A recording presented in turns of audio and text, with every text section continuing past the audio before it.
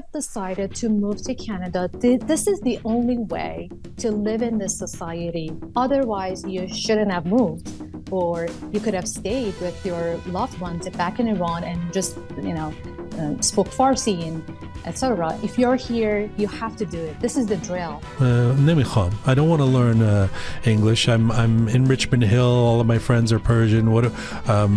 Maybe my kids will, but I don't need to learn it. What do you say to them? So I would let them experience it. I wouldn't say anything. I am proud to say that 10 people have got married because they met each other on my Instagram page. Wow. Yes, right. It's a whole other it's a whole other service that you're offering.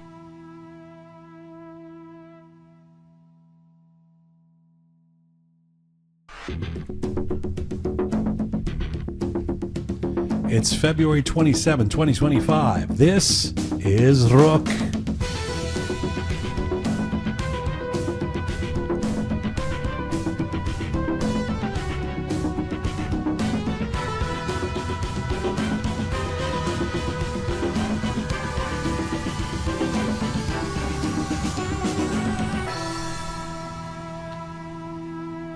Hi there, welcome to episode 361 of Rook. I'm Jian Ghomeshi. Hello to you from Toronto. Hello to you from Canada. Salam dostan aziz, durud bar shoma. Hope you're doing well wherever you're tuning in from around the world. Learning language later in life is what we have titled this episode. Learning language later in life. Learning language later in life? It's a question as well. The precipitant for this is a lot of Iranians moving west, coming to a place like Canada, coming to a place like Toronto. How quickly, how important is it for them to learn a language like English, the lingua franca of the world at this point? And is the excuse that I'm too old, so it's too hard for me to learn, a valid one? Should Iranians place more emphasis on learning English as they now become immigrants in the hundreds of thousands and millions all over the world? Should Iranians stop using those excuses? Should Iranians be less critical of other Iranians who are trying to speak English and get criticized by other Iranians, even though non-Iranians don't criticize them? These are all questions that we are going to speak to an all-star panel about. We're really excited to have these folks, two of them returning to the show. Shahrzad Kazemi, Sherry, she of the Learning with Sherry YouTube, Instagram series. She's joining us from Vancouver. Looking forward to having her in a few minutes. Houshang Noor Mohammadi, one of our favorites, the man behind Houshang Academy. He also teaches English and helps people assimilate when they come west, helps work with a lot of refugees. Very excited to have those two on the show to talk about this question, and Mojdeh Roqe, a very popular English language teacher in the Iranian community as well, who will be right here in the Rook studio. She's in Toronto. So, whenever we talk about questions of language, learning English, Persian, how we should speak Persian, how we should speak English, we get a lot of feedback on this show. We're expecting the same from this episode. Super P, this is always something that's close to your heart. Our producer Super P, who yes, sir. Now you, when you came from Mashhad just 3-4 years ago, you spoke English quite well. Yes. So you're not somebody who has to contend with the idea of learning language later in life because you're still in your 20s and you speak quite well. But do you think it's a valid excuse if somebody comes here, say in their 30s, 40s, 50s, to say, it's too hard to get, I'm in the Persian community, I just want to speak Persian? No, I think everyone needs to learn English because we live in a English-speaking country, right? Spoken like the elitist that you are. Mm-hmm. Yes, everybody has to do what I did. Paris said, Wait, but a lot of people agree with you. Some people don't. Mm-hmm. Apparently, Aghay Roham is here, Tina is here, Ghazaleh is here, the OG, one of our new team members. Roham, you've seen tons of Iranians coming here, and this is a thing that I'm going to talk to the panel about, this new sort of, I don't want to say it's a trend, but this new notion that come to a place like Canada and don't learn to speak English, just work and live and eat and shop within the community, right? Yes, and it's not just the Iranians. Like 10 years ago when I came to Canada, being at 32, and I went to college, Iranians were fine in the college, but like some Chinese people, Chinese students, they never learned English. They used dictionaries on their phone all the time. And now the Iranians are doing what the Chinese are doing. What you're saying? No, I'm saying that it's not just Iranians that resist to learn English when they come to a new country or Canada. So it's all like immigrants trying to resist learning. Yeah, I mean, to a certain extent, I understand it when it's a senior, somebody who, a Chinese grandmother, an Iranian grandma or grandfather who's living in a house with the whole family and the grandkids and everything, and everybody else is out there doing the shopping and doing the work and everything, and they've just come to this country and they're in their 80s and they don't want to learn the language. And I kind of go, okay, what's interesting to me is this trend of new younger folks, and Iranians in particular, people in their 20s and 30s who've been here for a few years and just seem to have no incentive to learn English. And then I worry, will this Iranian community here have the social and political and economic clout that it should have as it grows in bigger numbers in the diaspora and in a place like Canada, if its members are not speaking English and integrating into the broader society? You know what I'm saying, Roham? Yeah. Thanks. OG, what do you have to say about this? You are like me. You grew up more or less, you grew up in the West with English being your first language. So it's been the reverse. It's learning Persian, right? Exactly. I didn't start learning until I was about 15, and that was only because I had a need, I guess you could say. And I had a friend that came here from back home. I taught her English, she taught me Farsi, and then I participated in the Persian pageant 10 years after, and I thought that I had to You had to speak Persian to be in the Persian pageant? Well, they were doing live interviews, and I kept going back and forth between Farsi and English, and when I looked at everybody else's interview, it was just like, okay, I need to just step up my game for my own, how I represent myself, I guess. All right. Well, learning language later in life is the name of the episode. Very excited to have our panel here. Before we get to them, let me give you some. This is a new thing we're going to be doing each week on the show. Is talking about some events that are happening around the world and here in Toronto, and promoting some of our friends or people who've been involved with Rook. If you're in the Greater Toronto area, Nimani, the fashion brand, if you're a fan of Nima Behnoud and Nimani has an exclusive 3-day solo pop-up experience in Toronto starting tomorrow, February 28th to March 2nd at the Beaumont Studios. This is a place on Davenport Road here in Toronto, in Yorkville. Nimani's pop-ups are always amazing. So if you're in Toronto, head down to Yorkville this weekend. Also coming up in Toronto, Habiboo is going to be here in concert. We're excited about that, right? My percussionist brother. March 8th at the Toronto Danforth. TD Music Hall is the Danforth, right? Is that the same as the Danforth? No, maybe not. What's the TD Music Hall? I don't think it's on the Danforth. It's not the Danforth? Sure. What's it? Is there a new place called the TD Music Hall? I think it's one of those things that they changed it to TD Music Hall. It's one of those venues that changed the name. Oh.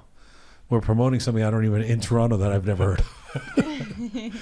But we're excited that Habiboo is coming to Toronto. If you're in Vancouver, like our friend Sherry from Learning with Sherry, Devon, the great folks at Devon Events have Dido Bozdid. We did something and then something again. Is that what Dido Bozdid means? What does it mean? Dido Bozdid is for Nowruz. Oh, it's a Nowruz saying? Yeah. What does it mean? When you go to your, masalan, when you see your family during Nowruz, you are Dido or Bozdiding? You're Dido Bozdid. Yes, you go to their house first, and then it's Did, and then Bozdid is when they coming to your house. So they're having a Dido Bozdid for the public. Yes. March 1st and 2nd at the Esperlis venue in downtown Vancouver, actually on Granville Avenue. Anybody who lives in Vancouver knows Granville. They're having their Dido Bozdid March 1st and 2nd. That's also this weekend. That's this weekend. Devon Events. Next weekend, March 8th, Sarah Nayani and Reza Rohani are at the Roulette in New York. And that's a great place to see a great duo. Next weekend, should I talk about the Rook Hub? I don't know if I should. So far, we've never announced these things. Why not with the V? Well, here's what we'll do. I'll say it on the show here, but we won't put it on our social media. So if you hear it on the show, next Friday here in the Rook Hub, March 7th, we are having another Ideas at the Rook Hub talk and on-stage interview, this time with Sarah Rahimi. It is the title of it's never too late to be who you want to be. And she says that she is I think postmenopausal woman who has just competed in her first bikini contest. She is taking ownership of herself and living her dream. March 7th, Sarah Rahimi, she's a psychotherapist, she's an author. We're excited to have her as part of our Ideas at the Rook Hub series. Now, you can get tickets through Eventbrite, but what's the link? Because we're not putting it up publicly. We're just putting it up. So what do we tell people? Reach you.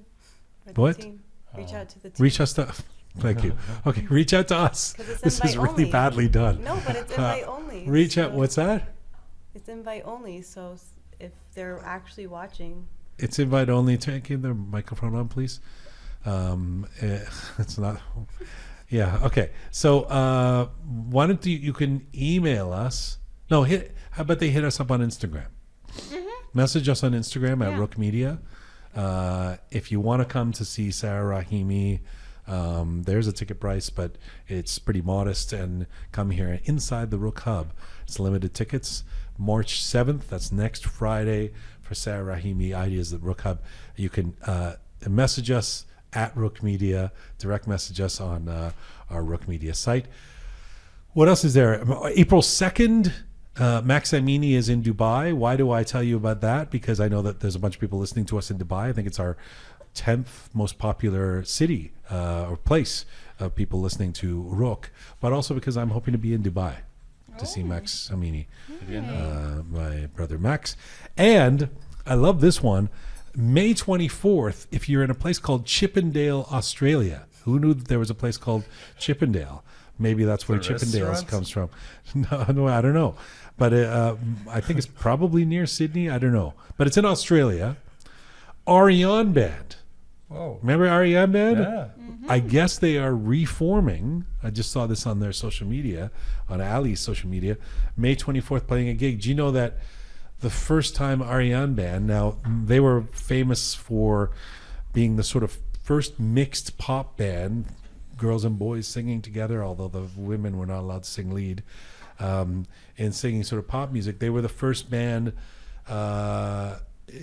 in the post-revolution era to be able to do that, and then to tour once outside of Iran. And when they went on that tour back in 2003, was it 2003? Yeah, they came to Toronto, and I interviewed them, and it was quite a memorable and stressful interview because there were the interview was not done without people from the government watching over what we were doing.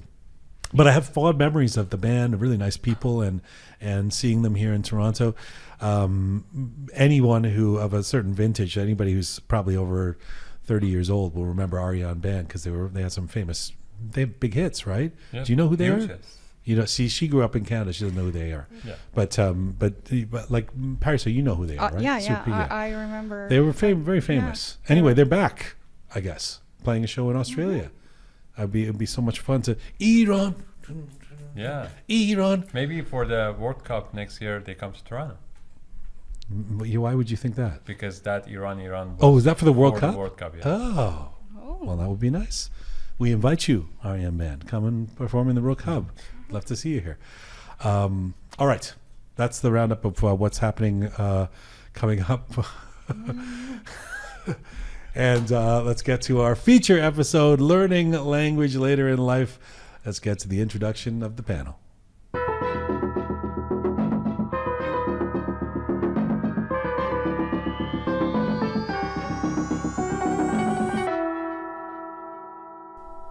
All right. Well, language is more than just a tool for communication. It is a gateway to understanding, connection, and opportunity. It shapes our lives, opens doors, bridges gaps between cultures.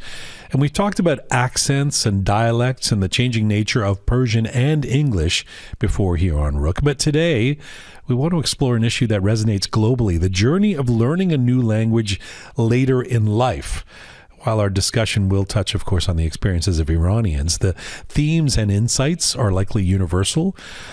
Part of the idea for this panel was born out of the situation here in a place like Toronto, where we've now experienced a massive new influx of Iranian immigrants, but in many cases, they don't seem to have an incentive to learn and speak English the way we would have as immigrants 3 or 4 or more decades ago. And it's true that where vibrant immigrant communities thrive, it may be easier to feel comfortable without mastering the local language. But the benefits of embracing the language of a new home are also profound, from better job prospects and educational opportunities to a richer, more integrated life. Yet many adults either use their age as an excuse or genuinely wonder if it's too late to become proficient. So we've assembled a superstar panel as we aim to delve into these concerns and explore whether the journey of language learning is truly bound by age, why do some hesitate, and what can be done to encourage and support them. Let me introduce our fabulous panel. He is an Iranian-American ESL teacher and founder of the popular Instagram and YouTube channel Houshang Academy. Houshang Nur Mohammadi was born and raised in Tehran. He moved to the U.S. for study at the age of 18 after the Islamic Revolution and ended up dealing with immigration services for 4 years. That motivated him to become active in human rights issues.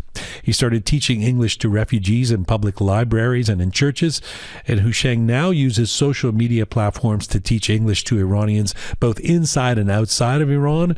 And right now, Houshang Nur Mohammadi joins us from Norman, Oklahoma. Hello to you. Hello. Thanks for having us. I really look forward to our conversation. Nice to have you back. Thank you so much. Nice to have you back on the show, Houshang.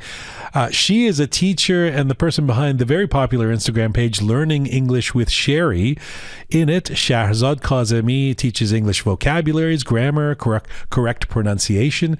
She was born and raised in Tehran. She worked as a financial analyst and category manager, but Shahrzad always knew her passion was teaching English. By 2018, she started working on her Instagram page, and now she's busy with creating content, running classes, collaborating with international schools. Shahrzad Sherry Kazemi joins us from Vancouver. Hello to you. Hi, Jian. Thanks for having me. I'm looking forward to having great conversations. Really nice to have you back on the show. And with me here in the Rook studio for her first time on Rook, she's an experienced language instructor with over 15 years of teaching experience. She's worked at prestigious institutions in Iran, such as the Safir Language Academy and Iran-Australia Language Institute, as well as freelancing as an English instructor here in North York, Canada. She's also contributed as a senior translator and editor for the Oxford University Press, co-authoring an English Farsi dictionary. Mojdeh Roqe joins me in the Rook studio. Hello to you. Hi, thanks for having me here today. I'm so happy to be here. It's really nice to have all three of you, and you really are a superstar panel, at least when it comes to social media. Collectively, you have millions and millions of views, so it will be interesting to get your insights and hopefully accessible to a large audience around the world who follow you guys as well. So back to the incentive for this conversation. The basic expectation is that it's easier for, say, an Iranian child who comes to Canada at the age of 9 to learn the English language, to integrate much faster than an adult of, say, 40 or 50 making the same journey. Sherry, is that a basic assumption a true one? Of course. I mean, technically speaking, for kids, learning the language is easier. But practically speaking, adults can also learn the language, but there are some personality-related issues. And it's not just about the mechanics of the language. I mean, it's not just about pronunciation, vocabulary, and grammar. And what makes it more difficult for adults is this fact that they have to make mistakes in order to be able to learn the language, to practice the language. And this puts them in a very difficult situation. And sometimes they make mistakes and they don't want to make mistakes. That's why it's difficult for adults to learn English, to learn another language. Meaning kids are more okay with making mistakes? Of course, because they haven't built anything. For example, consider a 40-year-old doctor back in Iran who has built his reputation, who has built his career, now decides to move to Canada. This person has always been the smartest in the room back in Iran, but now because of language barrier, he might be the dumbest or he might make mistakes, and he's not the smartest anymore. So this persona, this change is just so much and sometimes frustrating. But ironically, that's the very reason that person should be learning English, yes. right? Mojdeh, Exactly. Mojdeh, let me ask you, you agree? I kind of think that this is a myth that children can learn English faster, because I've been like working with different age ranges for many years. It's like now 19 years that I've been working with kids, teenagers, and adults. I personally believe that all the people who try to learn a language face difficulties, but they experience them differently. So when it comes to children, they would definitely pick things up quickly. So their retention of vocabulary and grammar is faster, but this is what the older people might have problem with. On the other hand, I believe that when it comes to older people, they bring a wealth of experience to the table, so it helps them use their prior knowledge, experience of learning when it comes to language learning, and use these strategies they have experienced throughout the years to learn the language in the way they want to. So there are some differences, but I believe that both can learn English with their own positive aspects and strengths. So interesting. Two different perspectives. Houshang, come down the middle here. Where are you on this? In the middle.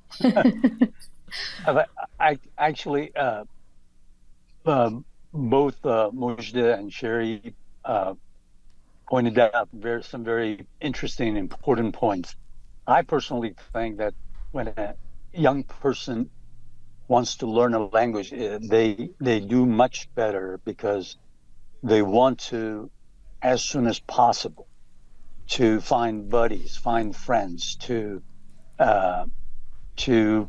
be part of a group, whether it's a class, whether it's playing games or whatever. And they don't have, most importantly, they don't have they don't have to worry about paying bills. They don't have to worry about finding a place to live. All those worries, they don't have it. So because of that, it's easier to acquire a language, especially pre-puberty. And older people have challenges, but challenges that can be overcome with hard work, with patience. And I personally think any person at any age can learn a new language, and persistence, focus, and hard work are the keys that will get them through that, over that bridge and through the door. Somewhere in the middle, I agree with both. Gotcha. Some of what you have said is about incentive. And I want to get to incentive. I mean, when you talk about kids have a desperate incentive, they want to fit in. And an adult, especially somebody, like I've said in the introduction, coming from Tehran to Toronto, where there's a big integrated,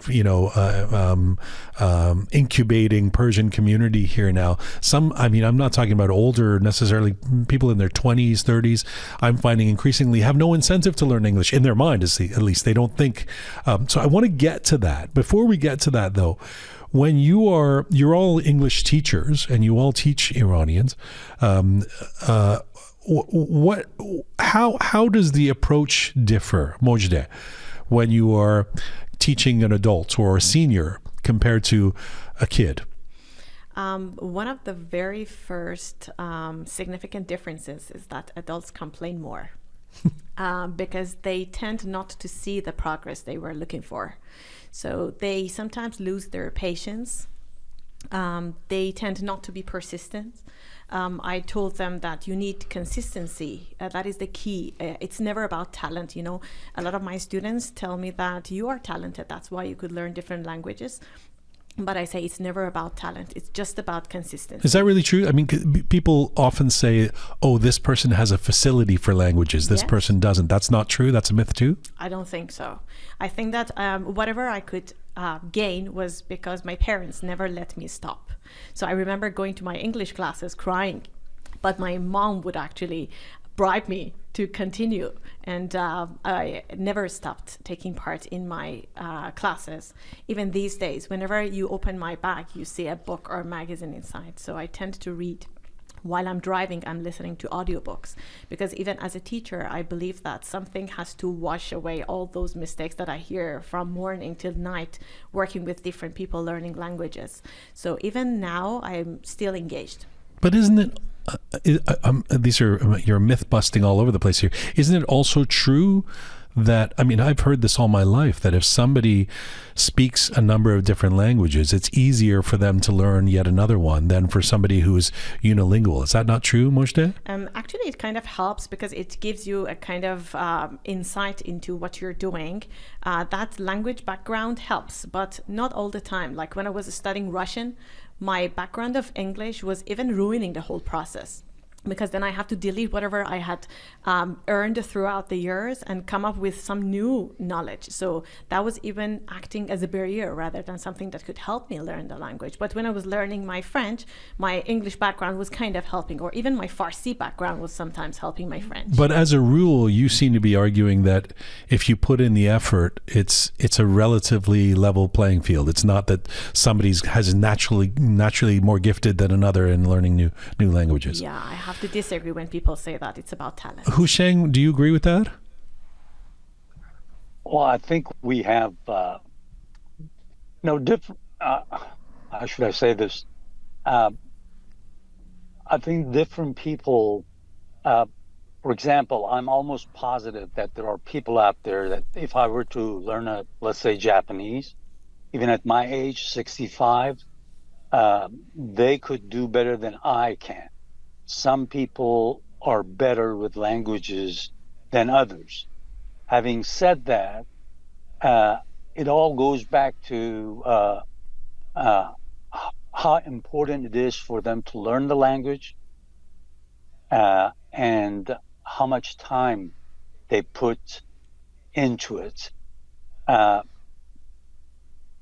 have spoken and I've been around people, multilinguals and stuff, and there are certain people that have the aptitude to pick up languages better than others, and that's a very small percentage of human beings. And do you approach kids in a different way than you do adults when you're teaching English? Oh, absolutely. If you don't, you're just you're making a big mistake. For example, one of the big mistakes that happens in a lot of classrooms is that I'm talking private classrooms, they put adults and kids in the same class. And that's the worst thing you can do, because kids naturally will pick up the language faster, and an adult will constantly compare himself or herself to the kid in the class. And that can really be disheartening. So that's one of the things that I'm positive that working with adults and kids, one has to take different approaches.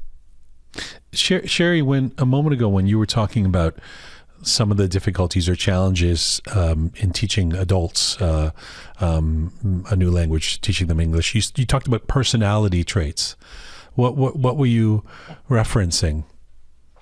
No, I was talking about the fact that I specifically teach to adults, and specifically to Iranians who live abroad. So this is what I'm always told 100% of the time is this, that Sherry, I am a perfectionist. I don't want to make mistakes. I don't want to make mistakes in front of people. Therefore, I don't want to learn a language. Therefore, I don't want to practice English, because I know when I start speaking, I make a lot of mistakes. and I put myself in a vulnerable situation, and I don't want to be in that situation. I don't want to step. And here's the thing, like the number one important thing to learn the language is to step out of your comfort zone. And what happens with Iranians, especially in Canada, is that because of the Persian community, and this community is amazing, wonderful, we want to stay within the community, and we don't want to step out of our comfort zone and start talking to non-Iranians and learn the language and practice the language. That's why we adults, are hesitant to practice and make mistakes, whereas kids are, they don't have this attitude. They are willing to make mistakes. They are willing to practice English with friends, and they pick up the language way easier than adults. So how do you deal with that if you have this kind of perfectionist attitude? Somebody's sort of saying, So I'm like, if you have decided to move to Canada, this is the only way to live in this society, by making mistakes, by practicing it, by stepping out of your comfort zone and try to explore more people, try to reach to people and start speaking English. That's the only way. Otherwise, you shouldn't have moved, or you could have stayed with your loved ones back in Iran and just, spoke Farsi and etc. If you're here, you have to do it. This is the drill that you have to do. Mojdeh, what do you find that are there unique challenges for Iranian immigrants trying to learn English when they move to a Western country? One thing that needs to be considered is that sometimes it is not the fact that they don't want to get into the community. They can't do it. So one of the challenges is that they cannot find the jobs they want to have, or they cannot get into the colleges or universities they are aiming to get into, because they didn't think about learning that language prior to their immigration. That is normally the very last stage they would think of. So mostly people tell me that you're kind of ruining your business saying this, but I always tell people to take part in English classes before coming here, not after that, because when they come here, they have a lot of things on the plate.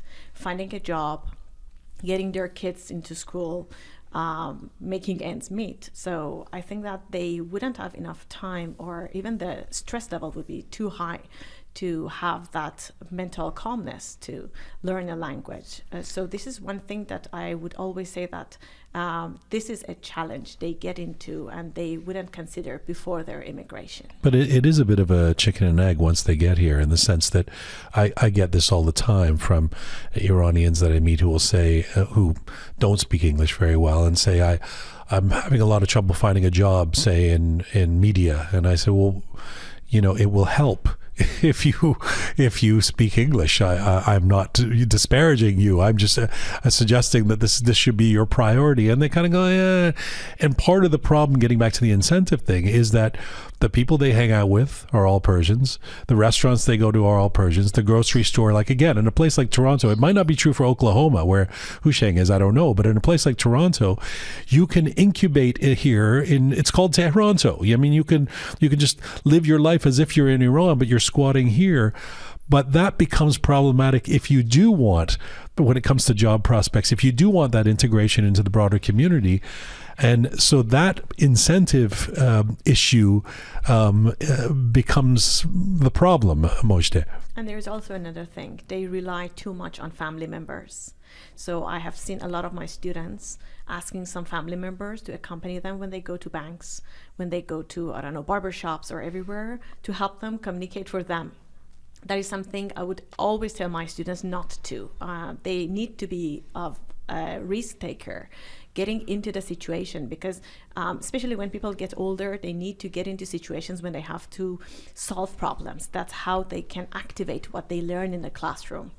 But they learn something in the classroom with me, and when they want to get into the society, they hesitate to use whatever they've learned, and they would revert to the things they feel comfortable with. And that is not what I would normally encourage. I would tell them to get into the society, take risks, and try to implement whatever they have learned so that they would be actively using them and enjoying them and ultimately learn whatever they got. Sherry, you were nodding a moment ago when I was talking about people not having the incentive here. What were you thinking? Yeah, you were saying about the egg and chicken, what is it, kind of situation that this learning, I mean, here's the thing, like this happens a lot between Iranians that they know English and their English is quite good, right? But again, they find this Persian works and jobs and they feel more comfortable with just finding a Persian related type of jobs. And they are not, willing to try new things or, stepping out of their comfort zone. This willingness is very important. So it's not just about being good or bad. And sometimes, it's this is what I always say: you can't learn how to drive unless you're behind the wheel, right? So it's not about just theory. You have to practice it. You have to learn it in the society. And then after several years of being comfortable in that situation, they are not willing to change it, right? Persian friends, Persian restaurant, Persian jobs. And it's like their house in Tehran has just changed to Toronto. This is the only change. Everything is constant. And here's the thing, you can live your life without learning English throughout your life. But after several years, like let's say 5 or 6 years, you feel you don't belong. You feel, not blended, not assimilated, not integrated. And this is very disappointing. Houshang, as somebody who, my first language is English. I was born in London, England. I grew up there. In fact, my parents initially brought me up very assimilated because they thought we were going back to Iran when I was a little kid, and then the revolution happened and all that. So we didn't. But because of that, because my facility is in English and Persian is the second language, or French in my case was actually my second language, then Persian. Sometimes I feel like I am being, well, let me pose it as a question to you. Am I being intolerant or somehow prejudicial if I expect Iranians who come here to learn English? If I say, hey, you guys should learn English, is there something wrong with that? Is that somehow being unfair or prejudicial towards new immigrants? Absolutely not. You're actually telling them what they exactly need to hear. Now, how we say it, whether it's, vinegar and honey, that approach, something that we need to look at. But no, absolutely. I tell people about my experiences when I came to the U.S. The revolution happened. 4 guys had to live in a 1-bedroom apartment, Iranians. We had to work. And after 2 years, I was like, wait a minute. My English has not improved like it should have. So I started hanging out with Americans more, reading more, because I said, I owe it to this community. I want to be part of this community. I want to feel like I can stop and talk to any American on the street, in an office, wherever, behind the desk, in a university office. So I actually, it kind of woke me up. And ever since then, I've always been telling people, when you move to a new country, it's your moral duty to be part of that community. And to be part of that community, you have to be able to speak the language and gradually learn the way, their way of living, and their customs, their cultures. But language is the most important thing. Yeah, I don't feel like that's happening anymore. I don't feel like people feel that moral imperative you're talking about. Rather, I feel like maybe it's a byproduct of very open policies around be tolerant of differences, et cetera, which is a good thing in principle. But I feel like people who come to Canada now, for example, are almost taught the opposite. Stay within your culture. Don't, you don't have to learn any, there's no common denominators. You don't have to be Canadian in the old sense. So Mojdeh, if somebody says to you in Toronto here, I don't need it. لازم ندارم. نمیخوام. I don't want to learn English. I'm in Richmond Hill. All of my friends are Persian. Maybe my kids will, but I don't need to learn it. What do you say to them? So I would let them experience it. I wouldn't say anything. It has happened to me a lot, because when people don't want to do something, it's better not to push them.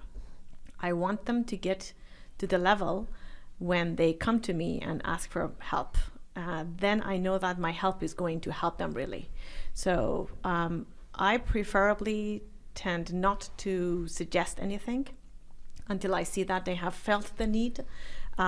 So this is why, I have a lot of students who've been living here for many years. I had a student who was living here for 20 years, and he was begging me not to tell anyone that he was my student, because he was feeling so ashamed that even after these many years he wasn't able to learn English. But I helped him, and I did it as much as I could, and now he's very happy with his level of English, just because he felt the need, and then he put that effort he really had to, and he just saw the result. Sherry, how do you answer that question if somebody says the same thing to you in Vancouver?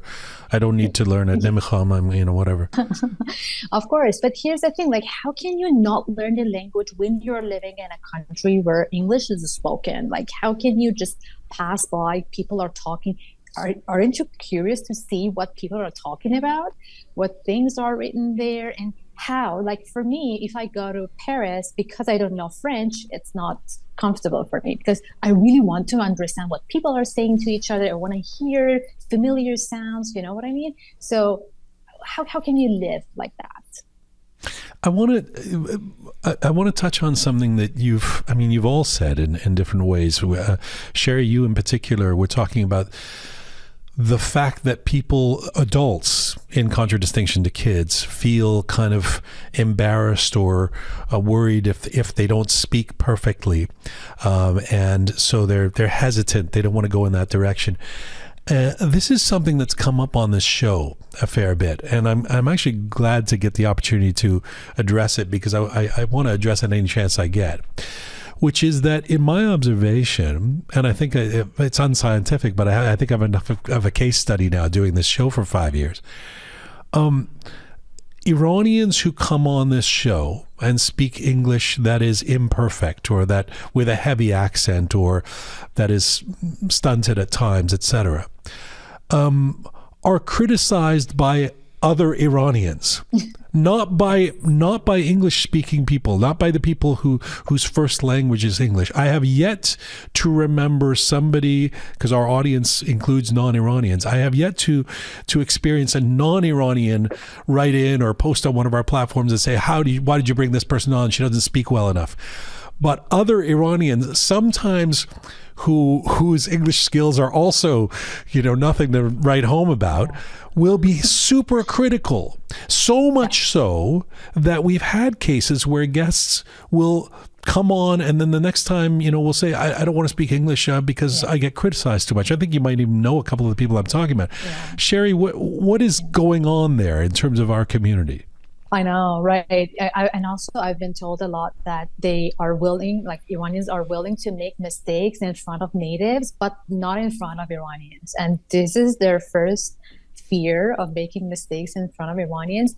And I think, I don't know, it's a sad situation. We should support each other. And I always try to comment on your Instagram page and try to encourage everyone who's trying to speak English. We all have accents. It's our second language, right? And it's fine to make mistakes, but we have to put ourselves out and start talking and start, practicing and using English to just broadcast our culture. In if you're an artist, you have to know English and broadcast it in English.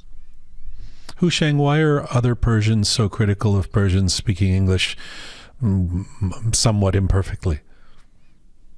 Well, this will bring relief to you all. I have worked with a lot of immigrants from many backgrounds. This is a universal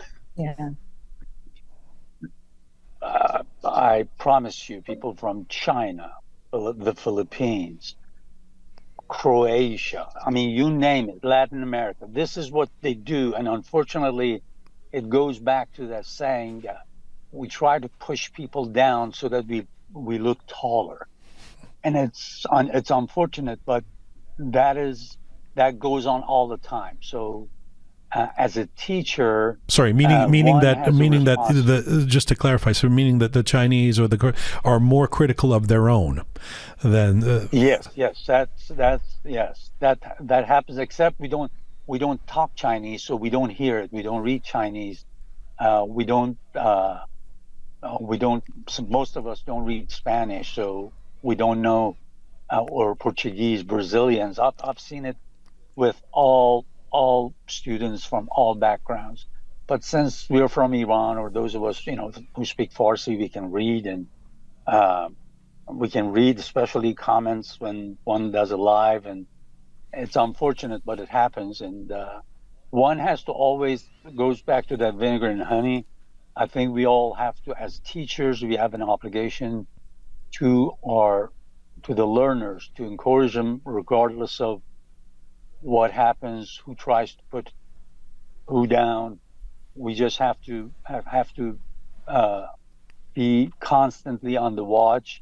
Like Mojdeh was saying, I mean, both Sherry and Mojdeh were right on. You cannot force somebody that says, I don't want to learn it. You just have to give them time to come to a point where they realize that it is very important to learn this language, learn the language of the country that they live in. And unfortunately, with some people, it just takes a little longer. And some people have crutches. Some people have their kids to help them out. And they say, well, if I need anything, I'll ask my kids. They'll come and translate for me. They'll do this. And in those cases, one has to be realistic and say, okay, well, this person has already made his or her mind up, and we just live and let live. Yeah, Sherry, come in here, and then I'll go to Mojdeh. So also, Jian, it's not only within the community, also between couples. This happens a lot. Like the girl speaks English and the guy corrects her. So the girl now doesn't want to speak anymore, or vice versa. So they're in a weird situation. They don't want to speak English in front of each other. Right. And this also disrupts their relation dynamic. Well, that's an interesting one, because in my case, certainly I relate to it when I'm speaking Persian, where I feel embarrassed when I'm speaking Persian, and then Iranians from inside Iran sometimes will write to me and go, "No, it's great the way you're speaking Persian. You shouldn't." But I feel like I'm an imposter of some kind. The thing for me is I like to be corrected. I want somebody to say, "Hey, you should have said it this way or pronounced it this way." And as an English speaker, and in terms of that being my first language, I want to have the liberty, I want to have the agency to say, no, say it like this, conjugate the verb this way, speak this way, without somehow shaming or disincentivizing. I'm trying to help. So there's a weird line to walk, right? Where, I mean, we can't not be critical at the same time, but certainly when I see somebody come on our show and then I see the kind of comments like, this girl is dumb because she can't speak, or this guy, what an embarrassment. And you kind of think, well, I mean, and sometimes it'll be written in broken English, like the person clearly is not even, a great speaker themselves. It feels really hurtful in our situation, Sherry.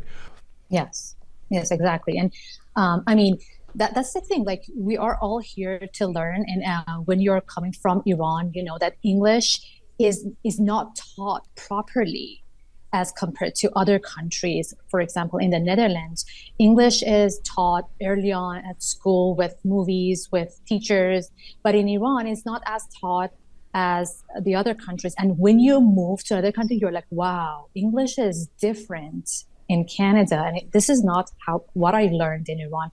And I think that's like it, and people, I don't know how people expect others to speak English perfectly while we were living in Iran for like 20, 25 years, right? So when you move to Canada, your English is going to be broken. You're going to have a lot of challenges and mistakes, and that's fine. And people should understand that this is fine. Mojdeh, let me bring you in here. Where are you at on this notion of the criticism from within the community and the shaming, etc.? I've experienced it a lot. I was invited to one event like 2 months ago, and I had the privilege of teaching a workshop there. There was a section in this workshop where I invited the participants to speak English with each other, and you may not believe that out of 50 people, 35 people left because they didn't want to talk to the other people, to be kind of judged. And I was feeling so bad about it, but still I've been experiencing this throughout the years I've been teaching. The only thing I was telling my students is that they just need to ignore it. And this is not something easy, because even in families, as Sherry mentioned, between couples, even more significant than that, we can see it between the kids and parents. Parents are even being mocked by their kids because of the way they speak English. But they need to just take that as a time to just improve. They should just ignore the fact that they are being mocked. I spent years making fun of my dad on the radio, but it was loving. It was loving. That is great. Please work harder.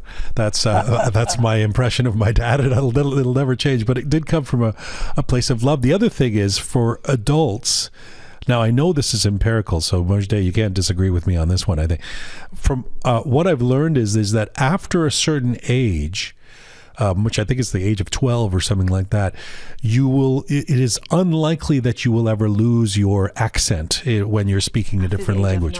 After the age of 9, even tighter. So the kid that learns English at the age of 6 is more likely to be speaking a kind of fluent English, whereas somebody like my dad, who was outside of Iran for the majority of his life, but left when he was in his 30s, had this heavy accent, right? And that becomes part of the, I'm guessing, the shame or the stigma, Mojdeh? Yeah, and that's what I tend to tell my students not to pay attention to, because there are some fields in which we have to assess students based on different aspects. Accent is actually the last thing that we would really pay attention to. One thing that I would tell my students to keep in mind is neuroplasticity. This is the fact that their brain can kind of rewire throughout the years. So when they get older, their brain can still create connections, and that helps them with learning languages. I tell them to benefit from that. Instead of just wasting their time focusing on the things they don't have, on the negative aspects, on the things that they lack, they have to focus on the things that they have, the blessings that were given to them. The fact that even at the age of 70, 72, my own student, actually, I have this experience with, they can still learn. So why should they waste their time and energy on the fact that their accent is not good or they are being laughed at by other people? They have to just enjoy that benefit of learning things throughout the years and try to live a better life and enjoy the things that they already have rather than the things they don't. I'm so happy you actually went there, because a question that I wanted to ask, and I'll put this to you, Houshang.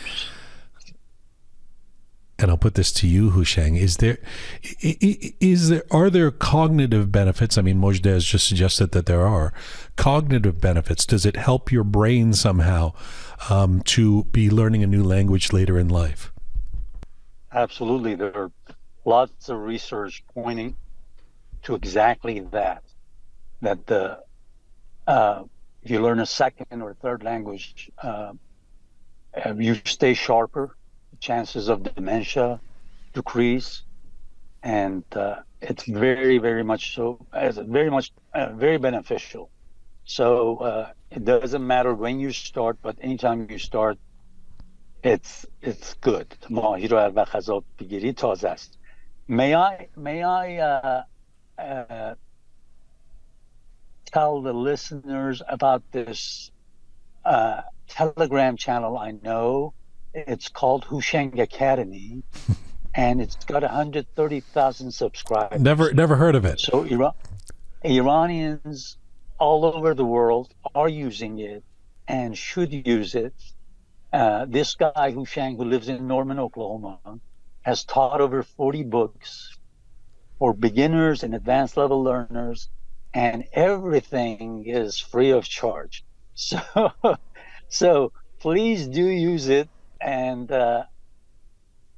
just start from zero to advanced level. And the reason I bring this up is because 8 years ago, going back to what you asked me earlier, 8 years ago, I asked myself, okay, Houshang, you wanted to go back to Iran and teach. You can't go back to Iran right now. So what can you do that at least will make you happy and will be beneficial to a lot of Iranians? And that's when I started teaching English to Iranians. I stopped volunteering at churches and libraries, and started posting audio files on Telegram, and I was doing lives on Instagram, but the connection is bad. I thought that maybe on Telegram I can post these audios and people can access them regardless of their English background, and they can work at their own pace, pick up the basics, so that when they go to Canada, if they need to go to a class, take classes with wonderful teachers like Mojdeh and Sherry, and let them guide them to a place where they really want to get. So I'm teaching all the basics, and hoping that Iranians in Iran and outside will get the basic stuff out of the way, and be comfortable when they move to Canada, when they move to the U.S. And it's you're very popular too. It's very wonderful what you do. Although I should say, both to you and everybody else on this panel, I don't believe you should be doing this for free. I think it's an essential service, and I think you should get paid lots and lots of money for doing this. And I mean it, because this is as important or more than engineer and surgeon and all the things that we consider important in our Persian community. Let me ask each of you. I mean, Mojdeh kind of intimated there was a 72-year-old or something.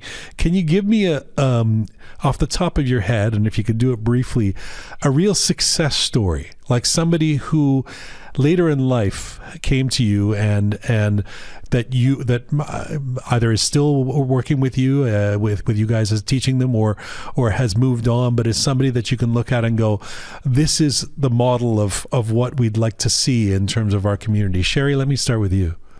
Yeah, I have a student, and she's this amazing girl. She's in her mid-30s, and she's teaching at university. But she was saying to me that, Sherry, you know what? It's too much for me. English is not for me. I think I should go back to Iran and this and that. And I was like, you know what, girl? You are here. You have to make it work. There is nothing you can do. If there is a way, if there is a will, there is a way. You've got this. I'm next to you. We're gonna work it through. So she just tried to come up with the presentations, like the lectures that she has to go through, and a lot of lectures. So she practiced with me, and I was pumping her like, "You've got this, girl." And slowly but surely, she got way better. Like, I'm talking about a year. I'm not talking about an overnight solution or some sort, but she's been practicing and practicing, and she didn't give up. So I just forbid her to think about past, compare her new self to her old self, like what she had in Iran. I was like, Iran is not there anymore. You're in Amsterdam now. Don't think about Tehran anymore, right? And now she's. Sorry, what do you mean? But what do you mean by that? What does that mean? Don't think about Tehran. Because she's the only thing she was talking was her friends back in Iran, or the things that she had in Iran, or the life she had in Iran, and etc. And I'm like, girl, you made this decision. It's over now. Just move forward, think forward, right? And don't go backward.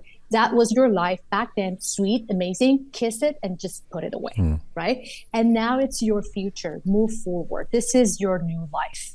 And just try to improve your English, and try to improve everything that you think it's needed. If it's presentation skills, if it's all things that related to your job, just try to be better at it. And then she got it together. She pulled it off. And how has her? I mean, she doesn't. I don't know if she qualifies for later in life, given that she's in her 30s. But still, I mean, she's an adult and she made this change and she made this shift and she's learned English. How has that changed her life?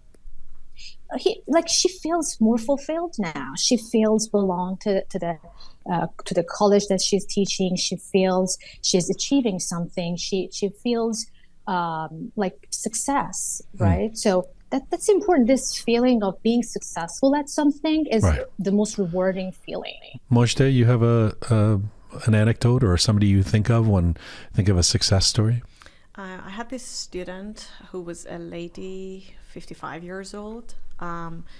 She was feeling very disappointed, and she wanted to achieve her lifetime dream of working with a company, basically a film production company she always had on mind. So she started with ABCDs with me, and she knew nothing, and it was like a very big gap from the last time she had studied English until the time we started together.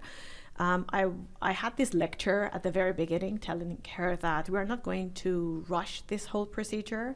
You just have to consider that this path is not a straight line. You're going to experience a lot of ups and downs. You need to be patient more than anyone else. You need to be persistent. You need to be consistent. And the other thing is that I just asked her to stop from time to time, reflect on what she was doing, to see her weak points, her strong points, and to see where she was doing a little bit like stronger, where she was not doing whatever she wanted to do. And by doing these reflections, she was feeling confident. She felt that self-sufficiency. And after 2 years, she got to the level where she could get the job with a film production company. And she was so happy with that. And wherever she goes, she just says that she saved my life. But I just did my job, and this was my responsibility. But I'm so very happy to see that now she's living the life she always wanted. That's beautiful. Houshang? Because I've been both on Telegram and Instagram, and I'm not so active on YouTube right now. I've been very fortunate, very blessed, very grateful. I have literally, and this is kind of shameful for me to say, I have over hundreds of people that have contacted me over the years, 40-year-old nurses, doctors that have been using my Telegram channel to prepare to get certification in their field and make the journey to England, the US, Canada, or wherever it is. And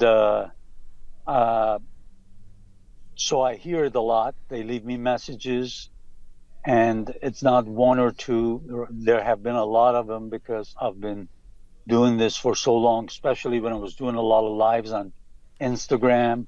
I am proud to say that 10 people have got married because they met each other on my Instagram page. Wow. Yes, right. It's a whole other service that you're offering. Yes, that is a record. And they've actually let me know. They've sent me pictures of their kids. So it's all of that. It's because of my passion, because I really believe this is the international language of our age and shall remain so for at least 3 generations. It is. It is the lingua franca of the world at this point. English. That's why the focus on it. I don't mean to be sort of again prejudicial by suggesting English is the language that you need to learn. But if you're looking for, we've talked about this on the show before. You know, a Spanish person meets a Chinese person in Poland. What language do they speak to each other? English. So it is the common denominator. Exactly. Are there specific challenges for Iranians when it comes to the language itself, English? Are there specific challenges that Iranians face, and Iranians later in life who are so integrated into their Persian language that make English in particular difficult? That say again an Italian or somebody from somewhere else wouldn't find as challenging? Mojdeh? thank you, birthday, mother, thanks, th. So this is killing Iranian Thanks people. God. Yeah. So this is something, pronunciation, that we really pay attention to pronunciation. And I tell my students accent is not important, but correct pronunciation is. And one thing which is really on their nerves is the pronunciation of th. So they found it very difficult. That is something that I can see every minute of my life teaching. So, and by the way, how do you do that? I know it's a process and it takes weeks or something, but the TH one is actually pretty hard to teach Persians, right? So when it comes to like the one, there are different THs that we have to teach. So for one of them, I ask them to hold one tissue in front of their face. And then when they breathe out, they have to see that tissue moving. So it should be like, thank you. That's great. And when they see that tissue moving, I say, you did it perfectly. But when you say mother, it shouldn't move. You shouldn't say mother. That doesn't work. Right. So Did you copyright that? Because I feel Sherry's stealing that right now. The tissue trick. That was genius. Sherry, how do you answer that question about Iranians and English in particular? Yeah, I would say pronunciation and accent, especially word stress, because we don't have word stress in Farsi. But word stress is very important in English, and sometimes people get asked to repeat and they go, I said the same thing, but I'm like, it's not like Canada, it's Canada. So da-da-da, that's the rhythm. That's what they're used to, right? So word stress is important that we don't know and we don't learn it actually when we are learning the language. And I mean, the pronunciation. It can be also grammar, like in French, I think grammar in French is kind of close to Farsi, if I'm not mistaken. But in English, the grammar is totally different. People can learn the grammar, but the only thing that's very problematic is pronunciation. Houshang? At least we don't have the issues that Japanese have to deal with. They want to invite you over for some food. They say, I'm going to cook you some delicious rice instead of rice. Okay, they get that. But that, but no, Farsi speakers are lucky because learning English and pronouncing things correctly is a challenge, but not as big of a challenge as it is for some other learners. So Mojdeh and Sherry mentioned the important stuff. Another thing that I will add to it is V's and W's. In Farsi, we have one ve, but in English, I start learners, like when I do an audio file, I always tell them, okay, very well. That's one of the ways that an American will pick up whether you're native, whether you're, foreigner, not a native speaker, because you get your V's and W's mixed up and a host of things. And then like for THs, I give them sentences with different pronunciation of TH, and I ask them to go over it till they master it. Okay. You need a Kleenex. Houshang, you need a Kleenex. Blowing into a Kleenex. Yeah, that's a good idea. That's a good idea. I give them sentences like, the thought of your mother coming here thoroughly scares the heck out of me. So THs with different sounds, kind of let them practice, and the Iranians I've seen, they do really, really well, but it has to be usually on a one-on-one basis. You get so much done if Iranians or any language learner is smart enough, lucky enough to be able to chat with a teacher one-on-one, so that if they make a mistake, it's a teacher, everything is cool, because a lot of them are, conscious about, I don't want to make a mistake in the class, people laughing at me, silly stuff like that.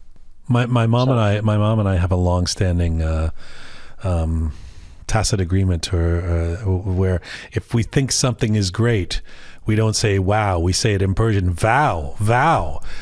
That's it. We even write VOW. That's the Persian wow. A final question. I'm so grateful to all three of you for making the time to do this and for bringing your perspectives. It's really appreciated. A final question. So if what is the first step? I'm thinking of an auntie of mine. I'm not going to say her name. Actually, you know those people who are not actually your aunt, but you call them your aunt because they're so close to the family. I'm thinking of her. She's probably in her mid-60s. She's one of those who has been in Canada for a while and still doesn't really speak English. She falls into the category of, I think, what Sherry or Mojdeh is what we're saying about the kids. Let the kids go do it. If something needs to be bought or something needs to happen online, she checks out of that. She hangs out with the other ladies of her vintage, So if you were to say, what's the first step for this person at this point in her life to start learning English, what would it be? And how could you sell that to them? Who wants to go first? I can go first. Go ahead, Sherry. So I would say to your auntie, if she's interested in cooking, she can watch a lot of cooking shows on YouTube, TikTok, and she can learn English by watching just cooking shows, right? Or she has to integrate her interest with some content in English. English is not the ultimate goal, it's the tool, right? So it's a tool for you to enjoy life. And I would say just try to find your interest and just watch it or learn it in English. Right. Move the channel from Iran International or something, or Marator for a few hours a day. Mojdeh, what would you say?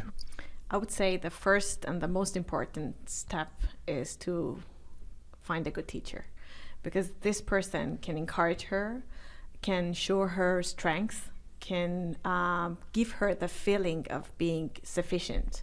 And this person can also tell her how she can learn better, showing her real learning style. She might be very good when she learns things by looking at them, or maybe by listening to them, or maybe through some kinesthetic activities. So she has to know herself better with the guidance of another person. And then after some time, she can stand on her own feet, like watching the videos on YouTube or reading magazines. And one of the most important things that I encourage my students to do is to get into real life situations in order to solve problems. That's what I do with my in-person classes. I take them to the mechanics, I take them to banks, I take them to cafes, I take them to barbershops, where they can use whatever I taught them in the classroom, so that it wouldn't be basically inside the classroom. They would get involved, and that immersion would definitely help them learn things a lot better. Great advice. Find a good teacher. Do you know any good teachers, Mojdeh? Maybe English with Mojdeh on Instagram.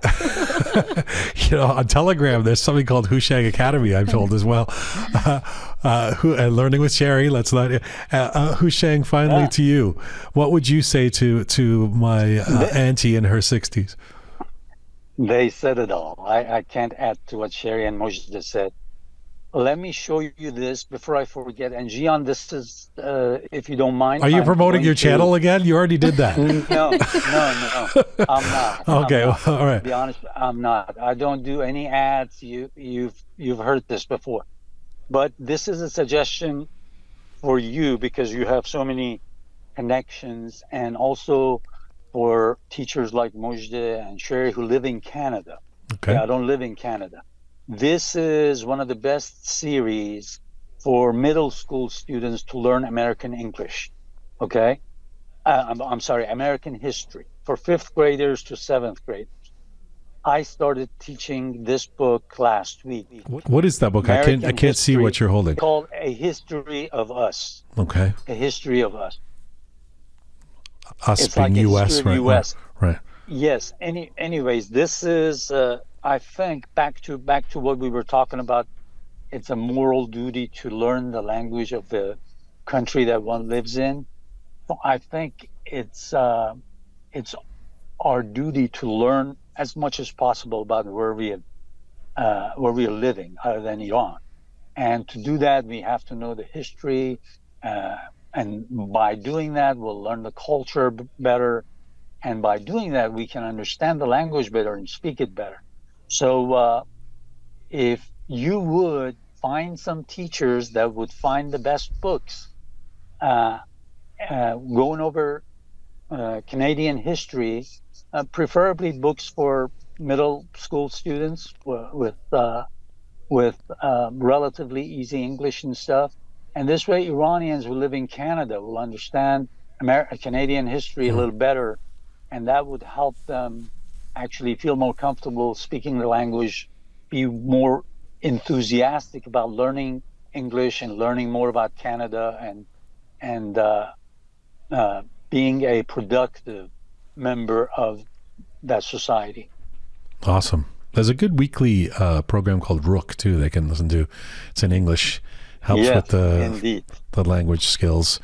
Either that or just put a Kleenex up and blow really hard, and you'll get the TH sounds activated. Sherry, Mojdeh, Houshang, it's been such a pleasure. Thank you all. We'll make sure to put the associated links, and if you're watching us or listening to us, follow all three of these folks. They really, really do great work and essential work, and we appreciate you. Thank you for doing this, you guys. Thank you. Thanks so much for having us. Thank you. Appreciate it. Peace. Appreciate it. Khodafez. Thank you. Bye-bye. Bye, everyone. Let's Have a do good it. one. Bye. Bye.